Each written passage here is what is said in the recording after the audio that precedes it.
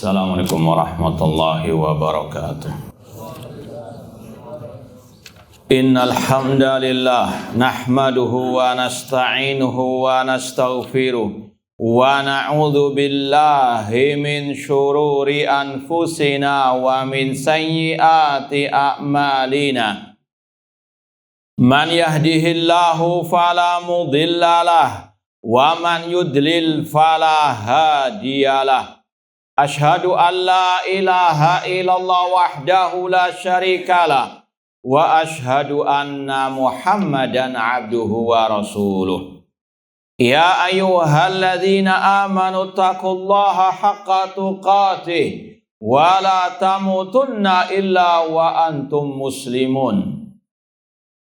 Ya ayyuhan nasu taqu rabbakumul ladzi khalaqakum min nafsin wahidah wa khalaqa minha zawjaha wa batha minhuma rijalan katsiran wa nisaa'a wattaqullaha alladzi tasaaluna bihi wal arham innallaha kana 'alaikum raqiba. Ya ayyuhalladzina amanu taqullaha wa qulu qawlan sadida yuslih lakum a'malakum wa yaghfir lakum dhunubakum wa may yuti'illaha wa rasulahu faqad faza fawzan 'azima. Amma ba'd, fa inna asdaqal hadits kitabullah wa khairal hadi hadi Muhammadin sallallahu alaihi wasallam wa syarrul umuri muhdatsatuha wa kullu muhdatsatin bid'ah wa kulla bid'atin dhalalah wa kulla dhalalatin finnar. Ma'asal muslimin, ikhwani fillah wa akhwati, bapak-bapak, ibu-ibu, saudara-saudari rahmani wa rahimakumullah. Alhamdulillah, segala puji bagi Allah Subhanahu wa taala yang mempertemukan kita kembali dalam kajian kitab Al-Aqidah Al-Wasithiyah oleh Syekhul Islam Ibnu Taimiyah rahimahullah taala dengan syarah atau penjelasan dari Fadilatul Syekh Al-Allamah Shalih bin Fauzan Al-Fauzan hafidhallahu ta'ala. Semoga Allah Subhanahu wa ta'ala senantiasa memberikan kepada kita keistiqomahan dalam berpegang teguh dengan akidah salaf ashabil hadis ahli sunnah wal jamaah sampai akhir hayat kita nanti. Kita masih dalam pembahasan bab isbatu ma'iyatillahi ta'ala li khalqihi wa annaha la tunafi uluwahu fawqa arsyihi. Bab penetapan kebersamaan Allah dengan makhluknya dan bahwasanya hal itu tidak bertentangan dengan ketinggiannya di atas arsy-Nya. Ana ulangi lagi, bab yang kita bahas kemarin dan sekarang insyaallah ta'ala, bab tentang penetapan kebersamaan Allah dengan hamba atau makhluk-makhluknya dan bahwasanya itu tidak bertentangan dengan ketinggian Allah di atas arsy-Nya. Sudah disampaikan oleh Syekhul Islam Ibnu Taimiyah rahimahullah dalil dari hadis Rasulullah SAW. Tinggal hadis yang terakhir kita baca, wa qauluhu lamma rafa'a sahabatu aswatam bidzikri. Sabda Rasulullah SAW ketika para sahabat mengeraskan suara mereka ketika berzikir, Rasul berkata, ayuhan nas arbi'u ala anfusikum. Wahai manusia, sayangilah diri kalian. Fa innakum la tad'una asama wala ghaibah. Kalian itu tidak berdoa kepada zat yang tuli ataupun yang tidak bisa melihat. Innama tad'una sami'an basiran qariban. Sesungguhnya kalian berdoa kepada zat yang maha mendengar, yang maha melihat, yang maha dekat. Innalladzi tad'unahu aqrabu ila ahadikum min unuqi rahilati. sesungguhnya kalian berdoa kepada zat yang lebih dekat kepada salah seorang di antara kalian daripada kendaraan ataupun tunggangannya. Muttafaqun alaihi. Kita baca langsung syarah dari Syekh Shalih bin Fauzan. Kata beliau, qauluhu sallallahu alaihi wasallam lamma rafa'a sahabatu aswatan bidzikri wa dzalika fi ghazwati Khaybar. Kejadian ini pada waktu perang Khaybar, kama ja fi ba'di turkil hadis, seperti yang ada dalam sebagian riwayat al-hadis yang lainnya. Wa anna dzikra alladzi rafa'u bi aswatam huwa takbir. Yang dimaksud dengan zikir yang mereka keras mengucapkannya yaitu at-takbir, Allahu Akbar, la ilaha illallah. Ini yang selayaknya bagi setiap muslim muslimah, apalagi yang mengaku cinta Nabi Sallallahu Alaihi Wasallam, hendaknya mengamalkan hadis Rasulullah SAW ini, yaitu tidak keras-kerasan dalam berzikir ataupun berdoa. Sudah keras sekali suaranya, tambah lagi dengan berjamaah. Tambah apa? Na'udzubillahi min dalik. Rasul SAW mengatakan, irba'u, ay urfuku. Sayangilah diri kalian. Fa'innakum, ay ta'lilun lil amr birrifqi. Sebab mengapa Rasul mengatakan sayangilah diri kalian? Rasul mengatakan fa innakum la tad'una asamma wala ghaibah. Kalian tidak berdoa kepada zat yang asam. Ai la yasma du'aakum. Kalian tidak berdoa kepada zat yang tuli. Allah Maha mendengar istilah. Wala yarakum.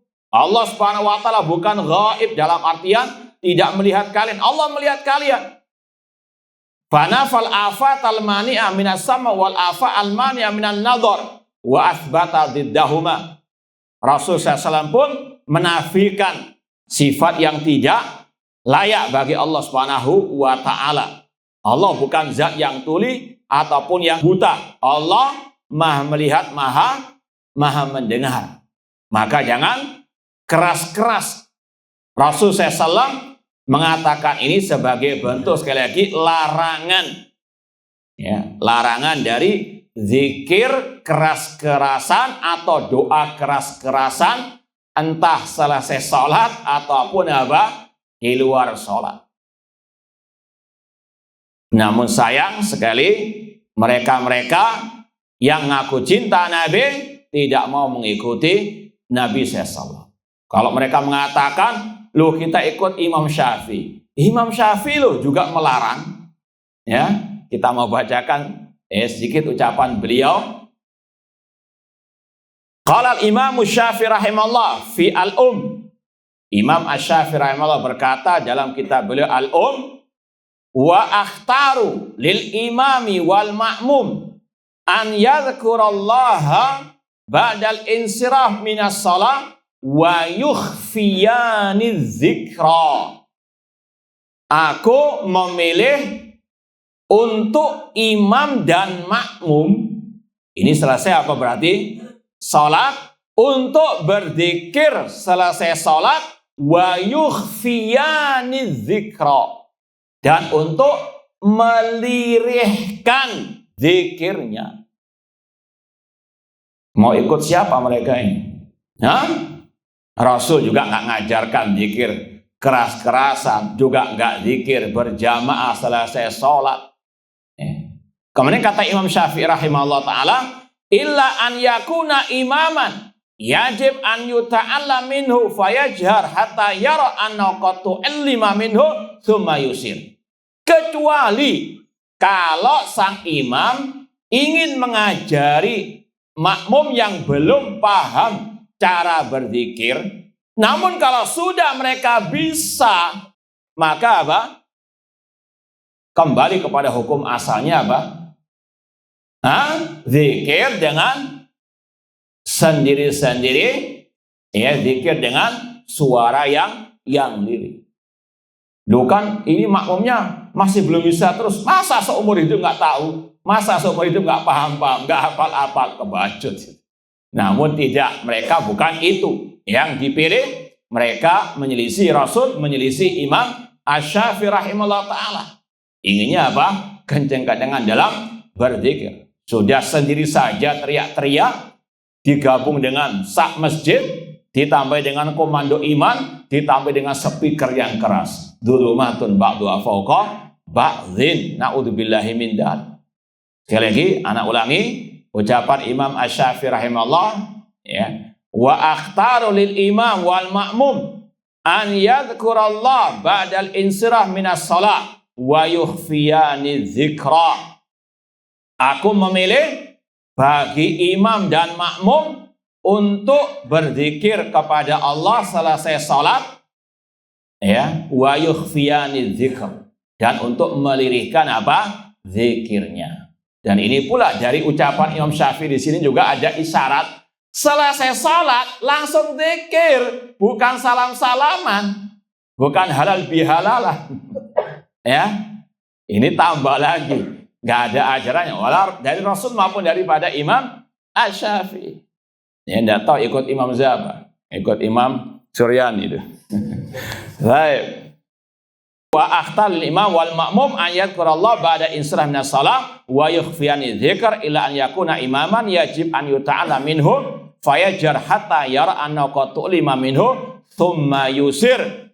Kemudian apa dalilnya beliau? Fa innallaha azza wa jalla yaqul wa la tajhar bi salatika wa la tukhafid biha.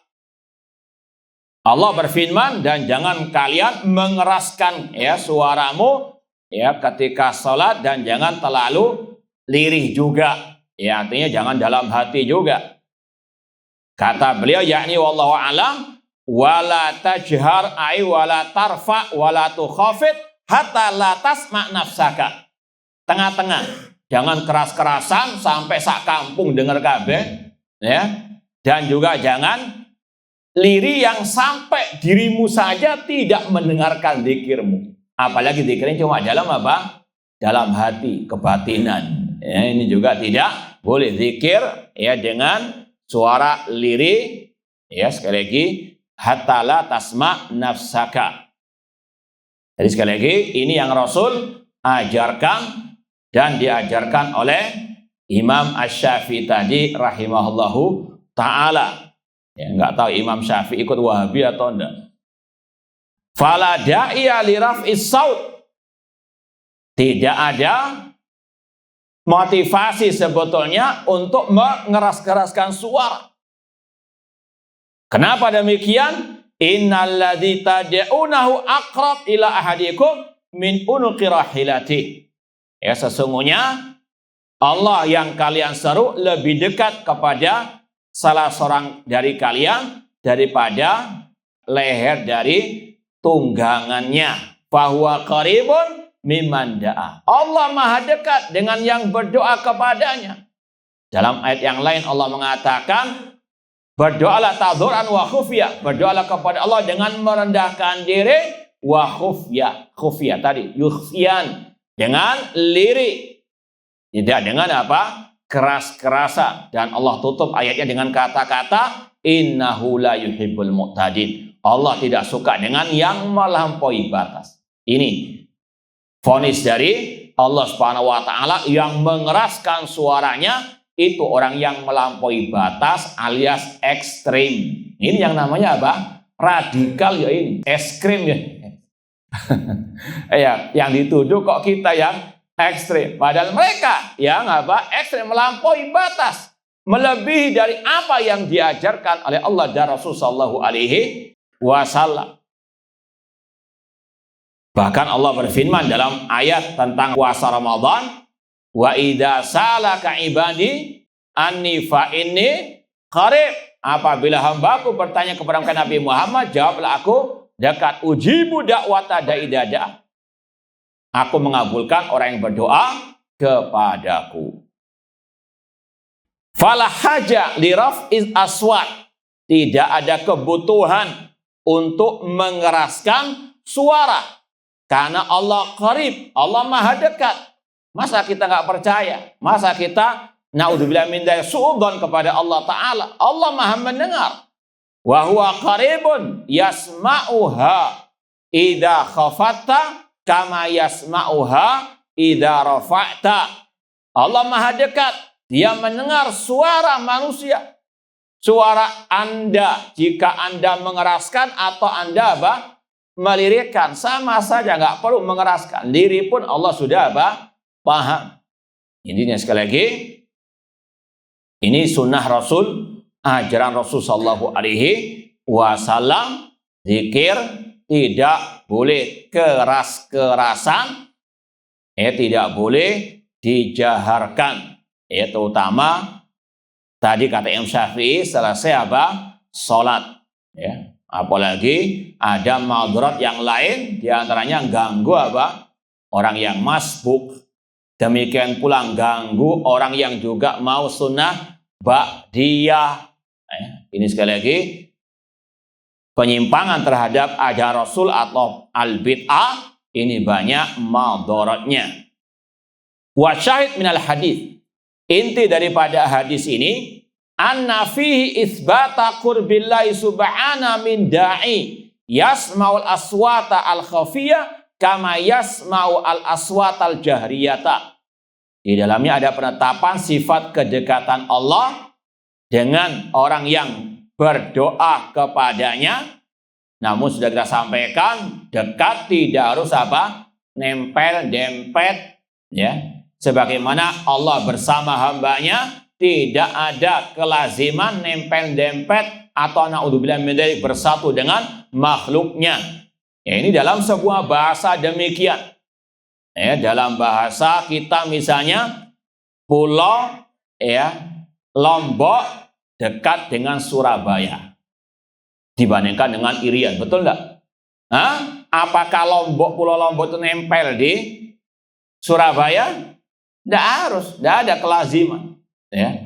Apalagi juga Anda mengatakan kepada istri Anda yang mungkin agak jauh di luar sana, mengatakan engkau dekat denganku di mana saja aku berada. Dekat di hati, jauh di mata, jauh di mata, dekat di. Secara bahasa sudah dimaklumi. Demikian pula kata-kata bersama. Sebagaimana kata Imam Abu Hanifah rahimahullah ketika ditanya tentang bagaimana dengan ayat wa huwa ma'akum aina ma kuntum, beliau mengatakan ini seperti anta taktub li rajulin wa anta ghaibun anhu, ini ma'aka aina ma kunta. Seperti seseorang menulis surat kepada atau menulis sekarang WA kepada saudaranya yang jauh atau sahabatnya, dia mengatakan aku bersamamu di mana saja engkau berada. Ini sesuatu yang sudah dimaklumi. Demikian pula sekali lagi kata-kata Allah bersama hambanya, Allah dekat dengan hambanya, tidak harus nempel, dempet, karena Allah zatnya di atas langit, terpisah dari makhluknya. Ini yang kita sudah sampaikan dari awal, ini bisa dijamakkan, tidak ada pertentangan. Kenapa demikian? Karena ayatnya menjamakkan. Allah mengatakan huwallazi khalaqas samawati wal arda fi sittati ayyamin tsumma stawa 'alal arsy ya'lamu ma yarju fil ardi wa ma yakhruju minha wa ma yanzilu minas samai wa ma ya'ruju fiha wa huwa ma'akum aina ma kuntum. Dalam surat Al-Hadid ayat keempat ini Allah menjamakan tentang zatnya di atas arsy dan kebersamaannya dengan makhluknya dengan ilmunya. Allah menjamakan antara keduanya, maka nggak akan mungkin ada kontradiksi, dan tidak akan mungkin ada pertentangan atau naudzubillah min dzalik, nggak akan mungkin ada mencelah-menciri di dalam Al-Qur'an, entah nasikh mansuknya dan yang lainnya. Naudzubillah min dzalik, kalau ada yang menuduh Al-Qur'an ada mencelah-mencirinya, kufur akbar, riddah, kemurtatan dari Islam, harus bertobat sebelum mati. Naudzubillah min dzalik. Ini sekali lagi yang wajib diyakini oleh setiap muslim muslimah, tidak akan mungkin ada pertentangan. Allah menjamakan antara zatnya di atas arsy dengan kedekatannya dengan hambanya, dengan kebersamaannya dengan hambanya. Dan sekali lagi tidak akan mungkin ada pertentangan. Al-Quran telah menjamakannya. Kemudian yang kedua, seandainya tidak mungkin pada hak makhluk ya untuk dikatakan demikian, Allah Subhanahu wa taala laisa kamitslihi syai'. Ya, apalagi antara makhluk saja kata-kata itu tidak bertentangan, apalagi Allah Subhanahu wa taala. Kemudian kata beliau, kama yasmul aswat al-jahriyah, Allah mendengar suara yang lirih sebagaimana Allah mendengar suara yang jahar. Fa'afadat hadil ahadits jami'an itsbata ma'iyatillah li khalqihi wa qurbi minhum wa samili aswatihim wa ru'yatihi li harakatihim. Hadis-hadis ini menetapkan kebersamaan Allah dengan makhluknya, kedekatannya dengan mereka, dan dia mendengar suara mereka, melihat gerakan mereka. Wa dzalika la yunafi uluwahu wa istiwa'u ala arsyihi. Yang demikian itu tidak menafikan ketinggian Allah, istiwa Allah di atas al-arsy. Biar lebih mantul, perlu dites. Kalau ditanya kata-kata tadi, yang demikian itu tidak bertentangan dengan ketinggian Allah, istiwa Allah di atas arsy. Jawabannya, ya, apa hujjah, ya, antum mengatakan tidak ada pertentangan di antara sifat-sifat tadi?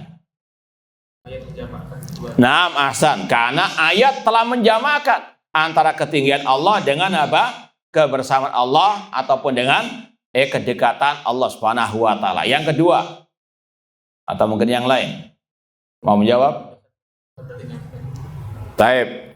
Yang lain, bismillah.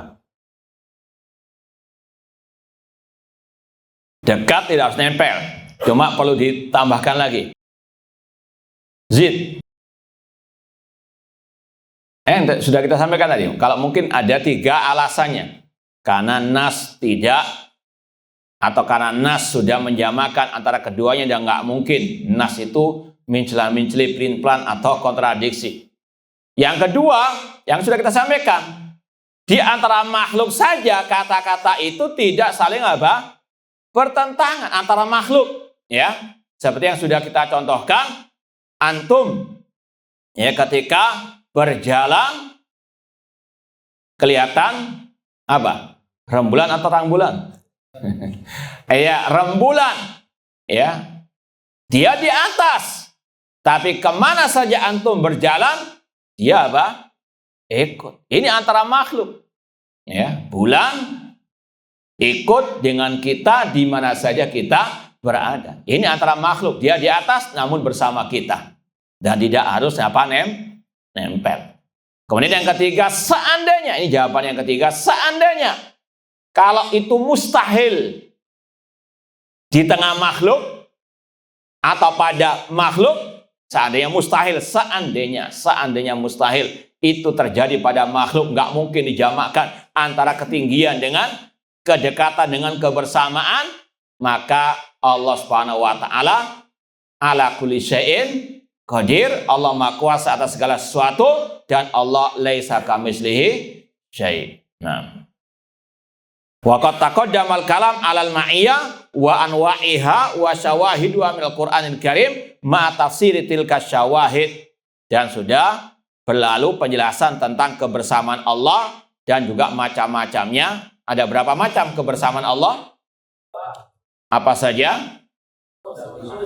Ma'iyah al-amma wal khassa. Nah, dan dalil-dalilnya juga banyak dalam Al-Quranul Karim. Coba sebutkan yang ma'iyah al-khassa. Dalilnya mana? La tahzan innallaha ma'ana. Jangan engkau bersedih, wahai siapa? Abu Bakar, karena Allah bersama kita. Adapun al-ma'iyatul amma, kebersamaan secara umum, dalilnya mana? Wa huwa ma'akum ainama kuntum, dia bersama kalian di mana saja kalian berada. Baik, kita pindah bab berikutnya. Ini bab terakhir dari pembahasan sifat-sifat Allah yang berdasarkan hadis Rasulullah SAW, yaitu yang berkaitan dengan isbatu ru'yatil mu'minin li rabbihim yaumal qiyamah, penetapan orang-orang beriman akan melihat Rabb mereka pada hari kiamat, khususnya di surga. Semoga Allah Subhanahu wa taala memasukkan kita ke dalam surganya, dan semoga Allah menganugerahkan kepada kita kelezatan melihat wajahnya di surga. Pembahasan ini sudah kita lewati pada dalil ayat-ayat, ya. Ini hadisnya, ya. Ayatnya sudah kita lewati, sekarang hadisnya. Qauluhu, Rasul SAW bersabda, innakum satarawna rabbakum kama tarawna al-qamara lailatal badri la tudamuna fi ru'yatih. Kata Rasul SAW, sesungguhnya kalian akan melihat Rabb kalian sebagaimana kalian melihat rembulan di kala purnama. Kalian tidak saling berdesak-desakan dalam melihatnya. Fa in istata'tum alla tughlabu ala salatin qabla tuli syamsi wa salatin qabla ghurubiha faf'alu. Jika kalian sanggup untuk tidak meninggalkan salat sebelum terbitnya matahari dan salat sebelum terbenamnya, maka laksanakanlah. Hadis muttafaqun alaih. Dan hadis tentang ini dalam Sahih Bukhari dicantumkan dalam kitab Tauhid, ya, yang masih kita kaji ringkasannya di hari Kamis, kayak kajian hari Kamis, dinukil oleh Imam Ibnu Al-Banna dalam kitab dia Mukhtar fi Usulis Sunnah, ringkasan kitab Tauhid dalam Sahih Bukhari, di antaranya tentang pembahasan ru'yatullah, ya, tentang melihat Allah pada hari kiamat. Coba sekedar murojaah, sebutkan 5 dalil, ya, 5 ayat, jangan nyontek tapi. Sebutkan 5 ayat tentang melihat Allah di hari kiamat. Yang pertama, wujuhu yaumain nadhira ila rabbiha nadhira, wajah-wajah orang beriman berseri-seri pada hari kiamat, kepada Rabbnya lah mereka melihat, dalam surat Al-Qiyamah. Ayat yang kedua, mana yang jawab? Mana intinya itu? Hah? Taib yang lain? Hah? Baca. Kalla innahum ar-rabbihim yawma idzin lamahjubun. Ahsan. Yang ketiga. Biar nggak ngantuk. Nah. Al-Kahfi 110. Baca, Pak. Taib, Masya Allah, barakallahu fiik. Ya. Faman kana yarju liqa'a rabbi. Ya, barang siapa mengharapkan perjumpaan dengan Rabbnya. Namanya berjumpa itu ada ya, melihat. Yang keempat. 6, kurang 2 lagi. Biar nggak ngantuk. 6. Lilladzina ahsanul husna wa ziyadah. Rasul mentafsirkan aziyadah, tambahannya melihat Allah di hari kiamat di surga. Yang kelima, tinggal 1 lagi.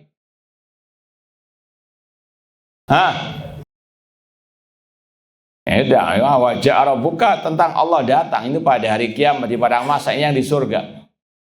6. Tidak ada yang tahu. Lahum ma yasha'una fiha waladaina mazid. Ini sama al-mazid, yaitu ziyadah, tambahan di surga melihat Allah Subhanahu wa taala. Sekali lagi, ini sudah dibahas ayat-ayatnya, ya, dan juga isinya atau tafsirnya. Sekarang ditegaskan lagi dalam hadis yang mutawatir. Ya, kata para ulama, hadis tentang ru'yatul mu'mina rabbahum ini mutawatir, bahkan dikatakan lebih dari 20 sahabat Rasul yang meriwayatkannya. Dan sekali lagi tadi sudah diriwayatkan juga oleh Imam Al-Bukhari rahimahullahu ta'ala. Sekarang kita baca syarahnya. Qalu innakum satarana rabbakum. Al-khitab lil mu'minin. Kata-kata innakum ini ditujukan kepada orang yang beriman.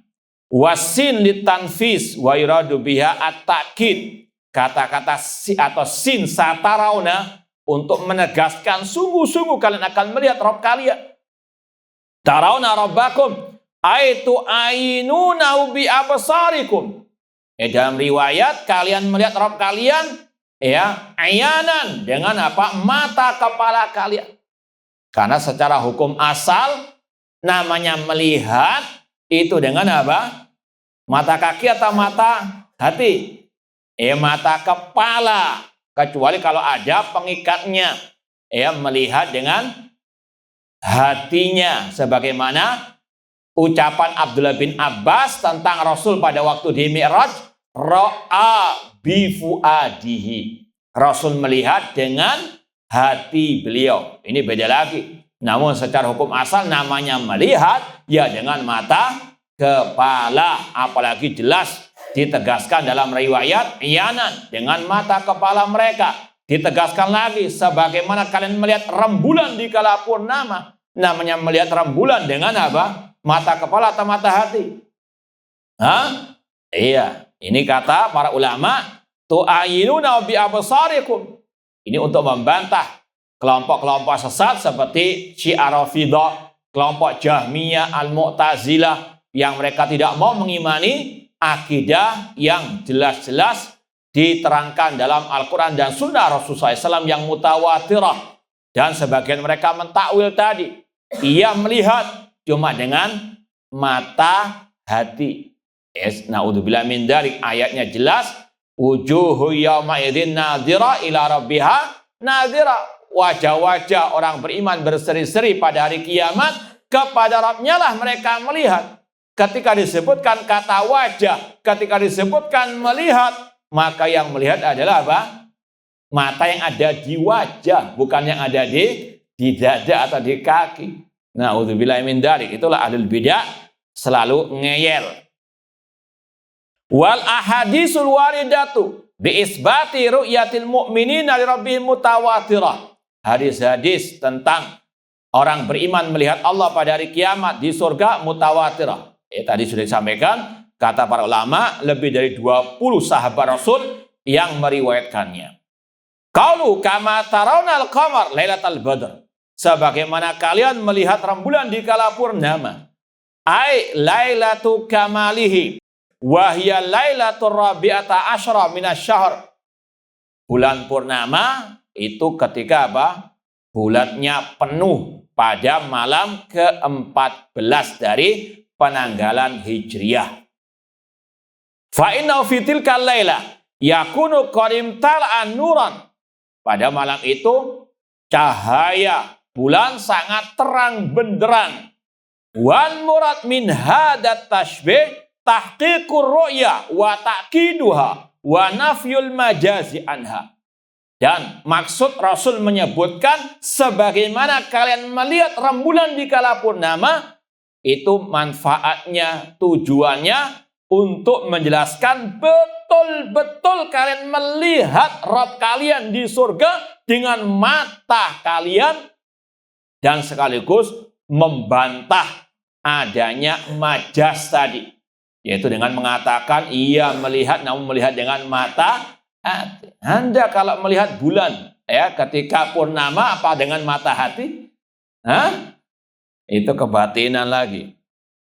Wa huwa tasbihun lirru'ya birru'ya la tasbih lil mar'i bil mar'i. Kata-kata Rasul, sesungguhnya kalian melihat Rabb kalian sebagaimana kalian melihat rembulan di kala purnama. Rasul bukan menyamakan Allah dengan rembulan. Na'udzubillah min dzalik. Walam yakul lahu kufuwan ahad. Namun Rasul menyamakan yang berkaitan dengan cara melihat. Ya, kita melihat Allah di hari kiamat. Nas'al ta'ala ladzatan nadhar ila wajhillah. Orang beriman melihat Allah pada hari kiamat itu dengan terang benderang dan dengan tidak berdesak-desakan, dan Allah ada di atas mereka. Ini salah satu juga yang ditegaskan oleh para ulama untuk membantah di antaranya kelompok Asy'ariyah yang mengatakan Allah dilihat. Mereka meyakini Allah dilihat, namun tidak di suatu arah. Kata para ulama, ini sami rawon dengan kelompok Mu'tazilah Jahmiyah yang mengingkari Allah dilihat oleh orang beriman. Namanya dilihat itu pasti ada di suatu apa? Dan ini sekali lagi kontradiksinya ahlul kalam dari kelompok Al-Asy'ariyah. Na'udzubillahi min dzalik. Demikian pula yang sudah kita sampaikan, namanya al-liqa. Ya.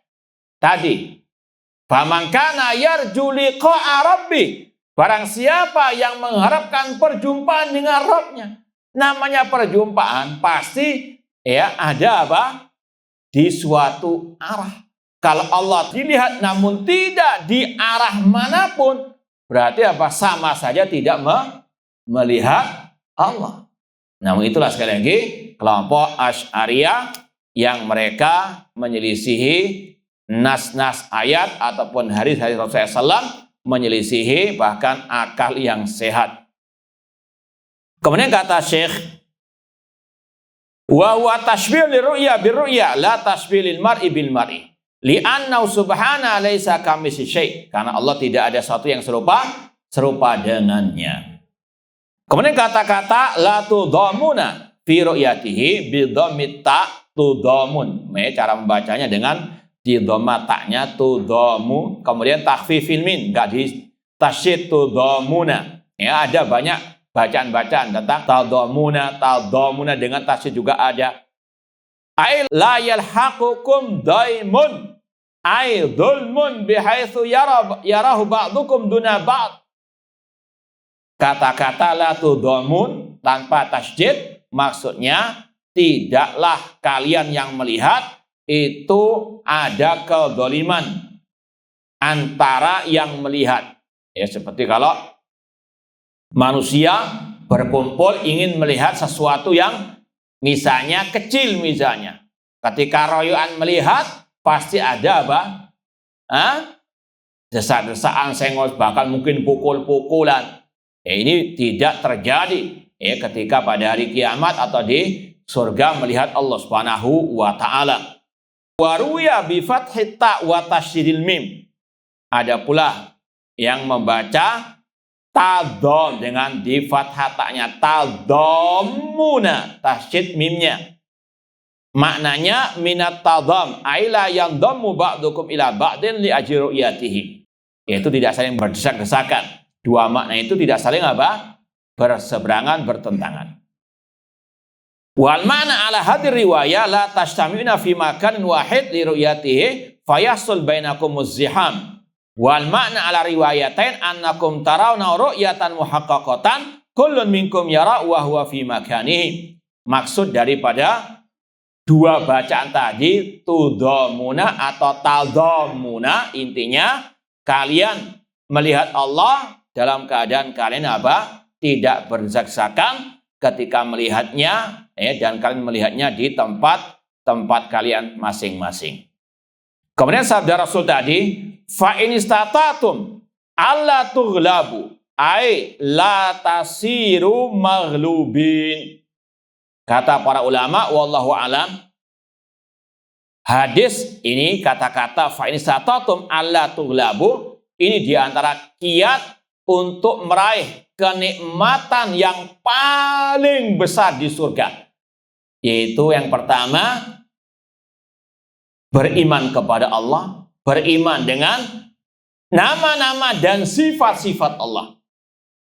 Makanya kata sebagian masyayikh yang mensyarah kitab Al-Aqidah Al-Wasithiyah, Syekhul Islam Ibnu Taimiyah rahimahullah menutup bab dalil-dalil hadis ataupun dalil-dalil ayat-ayat yang berkaitan dengan nama serta sifat Allah dengan bab ini untuk menyatakan cara menggapai nikmat yang satu ini. Yang pertama dengan kita belajar tauhid asma wa sifat. Ya. Kemudian yang kedua, al-amal as-soleh, dan amal yang paling soleh yaitu as-sholah. Di antaranya sholat subuh dan sholat al-asr. Ya, kata Rasulullah, jika kalian sanggup tidak dikalahkan, artinya kalian harus sholat subuh, sholat asar. Jangan kalah dengan rasa ngantuk, rasa capek, rasa apapun atau kesibukan dan yang lainnya. Ini kiat meraih nikmat di surga Allah yang sudah kita sampaikan pada kajian dalil ayatnya, bahwasanya Rasul SAW pernah bersabda dari hadis Suhaib radhiyallahu anhu dalam Sahih Muslim, hadisnya, idza dakhala ahlul jannah al jannah nudu, ketika penduduk surga sudah masuk surga, mereka akan dipanggil, innalakum mau'idan, sesungguhnya kalian punya satu janji yang aku akan memberikannya kepada kalian. Kata para penghuni surga, alam tudkhilnal jannah wa tunjina minan nar wa tubait wujuhana. Ya Allah, bukankah engkau telah masukkan kami ke dalam surga, menjauhkan kami dari api neraka, menjadikan wajah kami berseri-seri. Kemudian Allah yakshiful hijab, menyingkap hijabnya, fama utu syai'an ahabba ilaihim minan nadhar ila wajhi. Kata Rasulullah, tidaklah mereka diberi kenikmatan yang lebih mereka cintai daripada melihat kepada wajah Allah Subhanahu wa taala. Ini nikmat yang paling besar di surga. Semoga Allah Subhanahu wa taala menganugerahkan kepada kita kenikmatan melihat wajahnya di surga kelak. Kiatnya di antaranya di sini, melaksanakan salat 5 waktu, khususnya salat subuh dan al-asr, dikarenakan waktu-waktu yang sangat berat bagi sebagian orang, apalagi subuh waktu nyaman-nyamannya ngorok istilahnya, tidur, maka perlu mujahadah, perlu perjuangan. Demikian pula dengan salat al-asr, waktunya orang capek kerja dan seterusnya, maka sekali lagi ini yang Rasul tegaskan. Ala salatin qabla tuli syamsi wa hiya salatil fajar wa salatin qabla ghurubiha, salat sebelum terbitnya matahari yaitu salat subuh, dan salat sebelum tenggelamnya matahari wahya salatul asar, salat asar, faf'alu ay hafidhu ala hataini salatain fil jamaah. Intinya jagalah 2 salat ini terutama dengan berjamaah, terutama bagi kaum pria, fi awqatihima, tepat pada waktunya. Wa khassa hataini salatain lijtima'il malaika fihima. Dikhususkan oleh Rasul 2 salat ini diantaranya karena para malaikat berkumpul pada waktu itu. Fahuma afdalus salawat, dua-duanya salat yang paling afdal.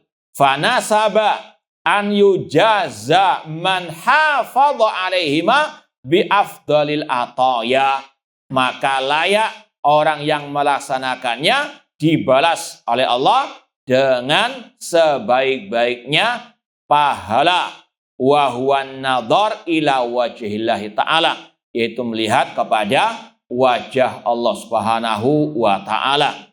Dan ingat tadi perjumpaan dengan Allah dalam akhir surat Al-Kahfi, faman kana yarju liqa'a rabbih falyamal amalan salihah. Insyaallah kita lanjutkan ba'dal adzan. Baik, ikhwani fillah wa akhwati rahmani wa rahimakumullah. Kita lanjutkan sedikit lagi kata Asy-Syaikh tadi, fanasaba an yujaza man hafadha alaihima bi afdalil ataya wa huwa an-nadhar ila wajhillahi ta'ala. 2 salat tadi, subuh dan asar, itu semula mulia ibadah, maka orang yang menjaga 2 salat tersebut layak untuk diberikan pahala yang paling afdal, melihat wajah Allah Subhanahu wa ta'ala. Kita sebutkan tadi dalam akhir surat Al-Kahfi, Allah mengatakan faman kana yarju liqa'a rabbih falyamal amalan salihah wala yusyrik bi ibadati rabbi ahada. Barang siapa yang mengharapkan perjumpaan dengan Rabbnya, itu tadi melihat wajah Allah pada hari kiamat, maka syaratnya falyamal amalan salihah, dia harus beramal soleh. Di antara amal soleh tadi yaitu melaksanakan sholat 5 waktu, khususnya sholat subuh dan al-asar. Kemudian kata Allah, wala yusyrik bi ibadati rabbi ahada. Tidak berbuat syirik kepada Allah dalam ibadah. Itu syarat mutlak mengharapkan perjumpaan dengan Allah, melihat wajah Allah pada hari kiamat. Imam Ibnu Katsir dalam tafsir beliau tentang ayat tadi, beliau mengatakan hadzani ruknal amal mutaqabbal. Ini dua rukun amal yang diterima. Atau kalau ungkapan banyak ulama, dua syarat amal yang diterima. Kata beliau, an yakuna khalisan lillah, harus ikhlas karena Allah. Dan yang kedua, ala wifqi syariati Muhammadin sallallahu alaihi wasallam, dan harus sesuai dengan ajaran Nabi Muhammad sallallahu alaihi wasallam. Kemudian wasyahid minal hadis, inti daripada hadis bab ini, anna fihi itsbata ru'yatil mu'min rabbihim iyanan yaumal qiyamah. Hadis ini menunjukkan penetapan orang-orang yang beriman melihat Rabb mereka iyanan, dengan mata kepala mereka pada hari kiamat. Wa qad taqaddam dzikru man khalafa fi dzalik ma'rad alaih, dan sudah disebutkan pada bab yang lalu tentang kelompok-kelompok yang menyelisih Ahlussunnah dalam hal ini, yaitu Syiah Rafidhah, Jahmiyah, dan siapa? Al-Mu'tazilah. Dan sudah dibantah juga indal kalam ala tafsir ayat alati fiha itsbatar ru'ya wallahu alam. Kita tambah sedikit lagi karena ini ya penutupnya. Mauqifu ahlussunnah min hadil ahadits allati fiha itsbatu sifat ar-rabbaniyah. Sikap ahlussunnah tentang hadis-hadis yang di dalamnya ada penetapan sifat Allah. Illa amsali hadil ahadits allati yukhbiru fiha Rasulullah sallallahu alaihi wasallam ar-rabbih bima yukhbiru bihi. Fa innal firqatan najiyata ahla sunnah wal jamaah yu'minuna bidzalik kama yu'minuna bima akhbarallahu bihi fi kitabihi min ghairi tahrifin wala ta'til wa min ghairi takyifin wala tamtsil. Dan masih banyak hadis-hadis yang lain yang dikabarkan oleh Rasulullah SAW tentang sifat Allah Subhanahu wa ta'ala. Maka sikap al-firqah an-najiyah, kelompok yang selamat, ahlu sunnah wal jamaah, mereka mengimani, menetapkan semua sifat-sifat Allah tersebut, ya, baik yang ada dalam ayat ataupun yang ada dalam apa? Hadis. Entah hadis yang mutawatir, hadis ahad, yang penting hadisnya apa? Sahih. Ya, beda dengan ahlul bid'ah, ahlul kalam yang mengatakan hadis ahad tidak bisa dipakai dalam masalah apa? Bab akidah. Ya. Di antaranya itu orang-orang yang sebetulnya layak dikatakan Abu Jahal. Ya. Dia, ya, Abu Jahal, kata Imam Az-Zahabi, kemarin kita ada kajian Ta'dhimus Sunnah, Imam Zahabi rahimahullah mengatakan, apabila ada seseorang yang ketika engkau sampaikan ayat hadis mengatakan jangan pakai ayat, jangan pakai hadis ahad, maka kata beliau, fa'lam annau Abu Jahal. Ya, kalau ada orang yang menolak hadis ahad, maka kata Imam Zahabi Asy-Syafi'i, fa'lam annahu Abu Jahlin. Ini ya Abu Jahal kontemporer itu ya yang menuduh dai tauhid Abu Jahal padahal dirinya yang apa? Abu Jahal. Taib kata Syekhul Islam Taimiyah rahimahullah, Ahlussunnah menetapkan semua sifat Allah, baik yang ada dalam ayat, dalam hadis yang sahih, baik yang mutawatir, yang ahad, ya, min ghairi tarif, tanpa diselewengkan maknanya, wala ta'til, tanpa dinafikan, wa min ghairi takyif, tanpa dibagaimanakan, wala tamtsil, dan tanpa diserupakan dengan makhluk. Makanya dusta kalau ada yang menuduh Syekhul Islam itu ya musyabbiha, mujassima, mumatsilah, menyerupakan sifat Allah dengan sifat makhluk. Katanya Syekhul Islam pernah mengatakan Allah turun ke langit dunia sebagaimana turunku dari mimbar. Ini semuanya apa? Cerita dusta. Ya, alul bid'ah kadzabun dajjalun. Asyarah, syarah dari Syekh Shalih bin Fauzan, hada bayanun li mauqifi ahlussunnah wal jamaah min ahadits sifatil waridah Rasulullah SAW. Inilah sikap ahlussunnah wal jamaah terhadap hadis-hadis yang sahihah dari Rasulullah SAW tentang sifat Allah. Innahu kamauqifi min ayati sifatil waridah fil Qur'ani sawa. Sikap mereka sama dengan sifat-sifat Allah yang dicantumkan dalam Al-Quran. Wa huwal iman biha, yaitu mengimaninya. wa'tiqadu ma dallat ali ala haqiqati, dan mengimani makna yang terkandung dari ayat-ayat hadis-hadis sifat. Ini untuk membantah siapa? Kata-kata mengimani makna yang terkandung di dalamnya sesuai dengan hakikatnya. Untuk membantah siapa? Untuk membantah siapa?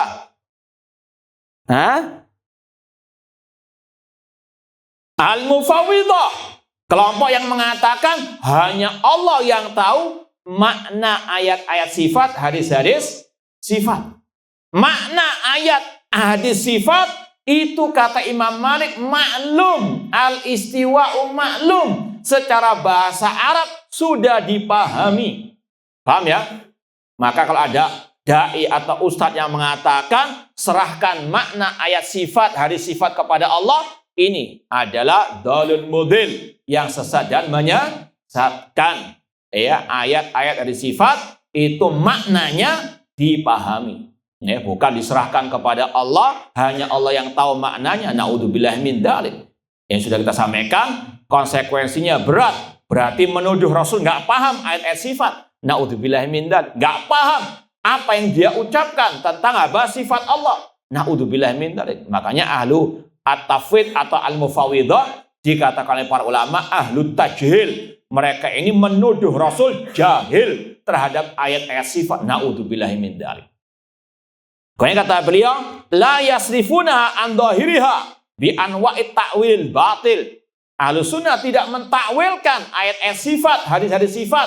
Tidak pernah salaf dari sahabat, tabi'in dan seterusnya mengatakan istiwa adalah istilah menguasai arsy atau makna yadan, kedua nikmat Allah. Tidak ada. Ya, itu adalah karangan kelompok Al-Jahmiyah yang masih dipegang oleh sebagian orang-orang sekarang ini.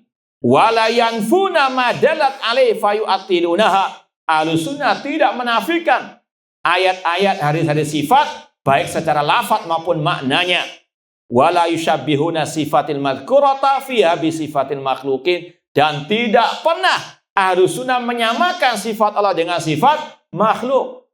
Dan harus antum bedakan antara sekedar menetapkan sifat Allah dengan menyerupakan. Sekedar menetapkan sifat Allah bukan berarti menyerupakan. Paham ya?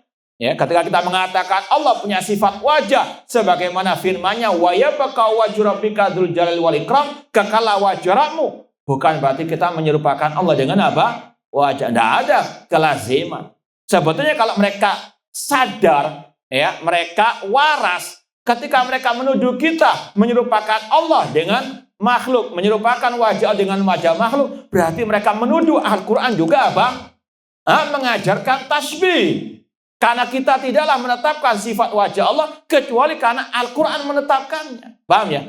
Dan memang itulah sebetulnya keyakinan mereka. Ya. Makanya pernah mungkin berapa tahun yang lalu, sudah lama, kita mendengar di YouTube ada orang yang mengatakan di Al-Quran itu ada racunnya. Yaitu apa? Ar-Rahman 'alal arsy istawa. Naudzubillahi min dzalik. Mereka apa? Ya, menuduh Al-Quran ada racunnya. Kenapa enggak cocok dengan hawa nafsu mereka, enggak cocok dengan ajaran guru ataupun kiai atau ustadznya mereka sampai menuduh Al-Quran demikian. Ini konsekuensi mereka menuduh Ahlussunnah musyabbihah, padahal Ahlussunnah sekedar menetapkan apa yang ditetapkan oleh Allah dan Rasul SAW. Tinggal sedikit lagi, sabar. Kemudian kata Syekh, li'anna Allah Ta'ala laisa kamitsy. Allah tidak serupa dengan sesuatu apapun. Wa hum bidzalik yukhalifuna tariqatan mubtadi'ah minal jahmiyah wal mu'tazilah wal asy'ariyah alladzina kana mauqifuhum min hadin nusus mauqifan munkir laha awil mu'awwil lima dalat alaih. Ahlussunnah al-firqatun najiyah as-salafiyun menyelisihi metode ahli bid'ah baik dari kelompok Jahmiyah, Mu'tazilah, Asy'ariyah yang mereka menyikapi nas-nas ayat hadis tentang sifat Allah kalau enggak mengingkari atau mentakwilkannya. Ya, wa bi khilafil musyabbihah. Ahlussunnah menyelisihi kelompok al-musyabbihah, yaitu alladzina ghalau fil isbat hatta syabahallah bi khalqihi, yang berlebih-lebihan dalam menetapkan sifat Allah sampai menyerupakan sifat Allah dengan sifat makhluk. Ta'ala Allah amma yaqulan uluwan kabira. Wallahu ta'ala alam. Aqulu qouli hadza wa akhiru da'wana anil hamdulillahi rabbil alamin. Wassalamualaikum warahmatullahi wabarakatuh.